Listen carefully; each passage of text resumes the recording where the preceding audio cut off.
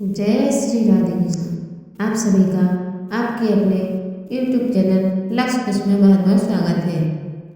आइए आज सब जानेंगे वर्ष 2025 उत्पन्ना एकादशी व्रत का पारण कब और किस चीज़ से किया जाएगा, पारण का क्या समय होगा, पारण किस चीज़ से करें। तो आइए जानते हैं इन सभी के बारे में। इस बार उत्पन्ना एकादशी का व्रत जो कि 15 नवंबर 2025 दिन शनिवार को पड़ा है। मार्गशीर्ष मास कृष्ण पक्ष की एकादशी को इसी उत्पन्ना एकादशी के नाम से जाना जाता है। यह व्रत सभी प्रकार के पाप और ताप को नष्ट करने वाली है तथा इस व्रत के प्रभाव से अस्मिक यज्ञ के समान पुण्य फलों की प्राप्ति होती है। व्यक्ति के सभी पापों का नाश होता है तथा अंत में भगवान विष्णु के धाम की प्राप्ति होती है। जिस प्रकार से एकादशी व्रत करने का विशेष महत्व माना जाता है, उसी प्रकार से एकादशी व्रत का पारण अगर समय के अनुसार न किया जाए तो उसका पुण्य फल प्राप्त नहीं हो पाता है। तो व्रत का पारण किस समय के अनुसार करें, अतः उस व्रत का पारण समय के अनुसार ही करना अति आवश्यक है। एकादशी तिथि प्रारंभ समय जो कि 14 नवंबर 2025 दिन शुक्रवार रात्रि 12:52 और द्वादशी एकादशी तिथि की समाप्ति 15 नवंबर 2025 दिन शनिवार रात्रि 2:38 पे एकादशी तिथि की समाप्ति है।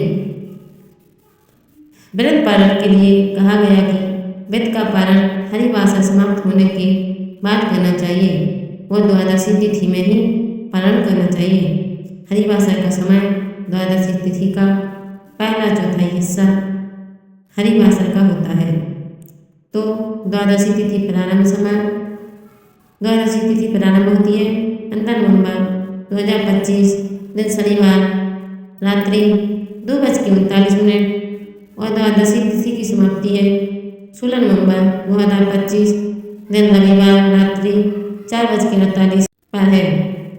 यानी कि 17 नवंबर के तड़के के 4:48 में द्वादशी तिथि की समाप्ति है कि 17 नवंबर की ब्रह्म मुहूर्त में 4:48 पर द्वादशी की समाप्ति है। तो हरिवासर समाप्त होने का समय 16 नवंबर को सुबह 9:10 पे हरिवासर की समाप्ति है।